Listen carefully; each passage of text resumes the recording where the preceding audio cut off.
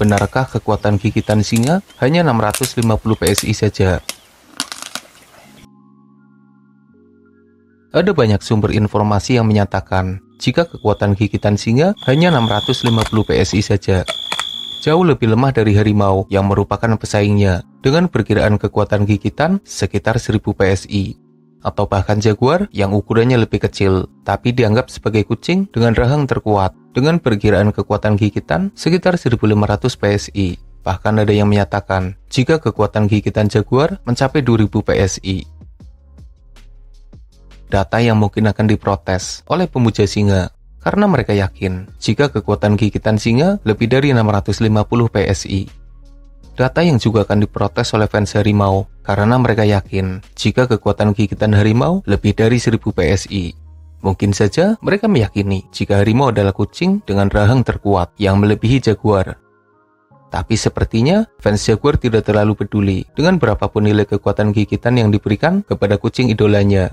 Yang penting jaguar tetap jadi kucing dengan gigitan terkuat. Fans macan tutul mending nyimak, ora resiko. Admin sendiri dalam beberapa video sebelumnya masih menggunakan data yang sama.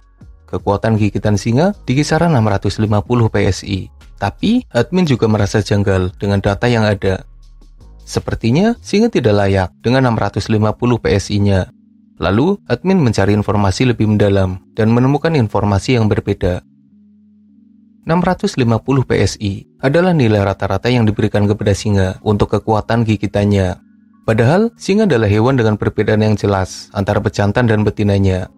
Singa jantan jauh lebih besar dan lebih kuat dari singa betina. Jadi, andai kekuatan gigitan singa hanya 650 PSI, apakah itu nilai untuk singa jantan, singa betina, atau untuk semua singa? Ternyata, 650 PSI adalah nilai rata-rata yang agak susah diterapkan, mengingat adanya perbedaan yang jelas antara singa jantan dan singa betina. Kekuatan gigitan singa yang hanya 650 PSI ternyata berasal dari sebuah pengukuran lama. Singa yang diukur adalah singa muda yang usianya antara 2 hingga 3 tahun. Walaupun sudah memasuki masa dewasa, tapi itu bukanlah usia emas bagi para singa. Bisa dibilang, itu memang singa remaja. Data ini masih bisa dipakai, tapi mulai ditinggalkan. Karena dari data terbaru, kekuatan gigitan singa ternyata bisa saja mencapai 1000 PSI atau bahkan lebih. Jika kita perhatikan, sebenarnya kekuatan singa jantan hampir sama seperti harimau jantan, khususnya harimau Siberia atau harimau benggala. Dari ukurannya tidak berbeda jauh, dari kecepatannya juga beda dikit. Jadi dalam urusan kekuatan gigitannya, seharusnya singa tidak akan berbeda jauh dari harimau. Jika harimau punya kekuatan gigitan mencapai 1000 PSI atau bahkan lebih, maka singa juga sepertinya ada di level yang sama. Singa bisa melakukan apa yang dilakukan harimau. Singa bisa meremukkan tulang seperti harimau. Ada banyak bukti yang menunjukkan singa meremukkan tulang dengan gigitannya yang kuat. Biasanya singa jantan yang melakukan hal itu, meski singa betina juga bisa melakukannya. Singa juga bisa meremukkan cangkang kura-kura. Meski jarang terlihat, tapi singa memang mampu meremukkan cangkang kura-kura dan memakan reptil itu. Aksi luar biasa, seperti yang sering dilakukan oleh jaguar. Dengan kemampuannya itu, singa memang seharusnya ada di level yang lebih dari sekedar 650 PSI. Pengukuran terbaru menunjukkan angka 1000 PSI, nilai yang lebih masuk akal bagi seekor singa, khususnya singa jantan dalam usia emasnya.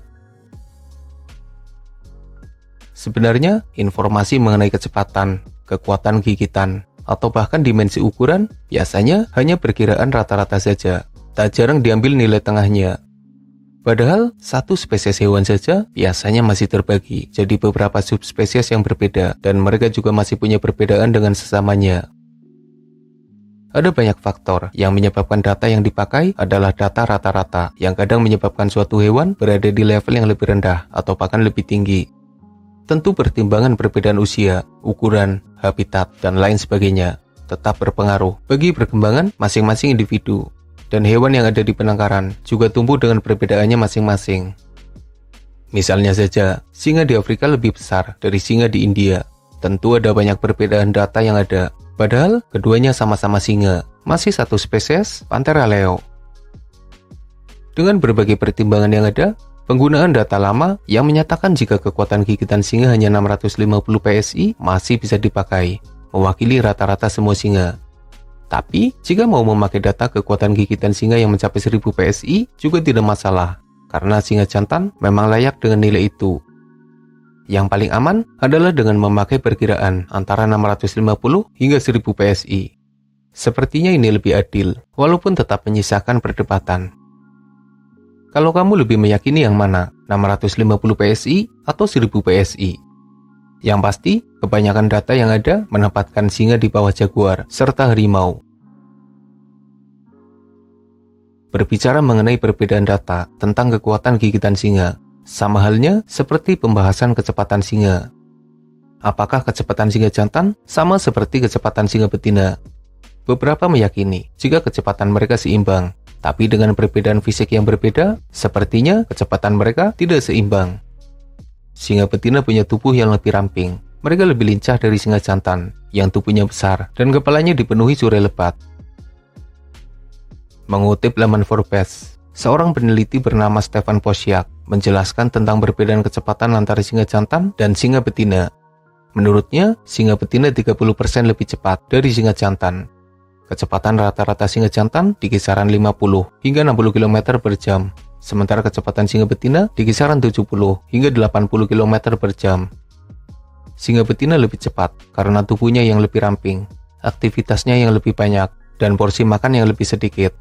Sementara singa jantan seperti sosok yang terjebak dalam zona nyamannya. Apalagi saat menjadi pemimpin pasukan, mereka jarang bergerak, jarang berburu, tapi jatah makannya lebih banyak.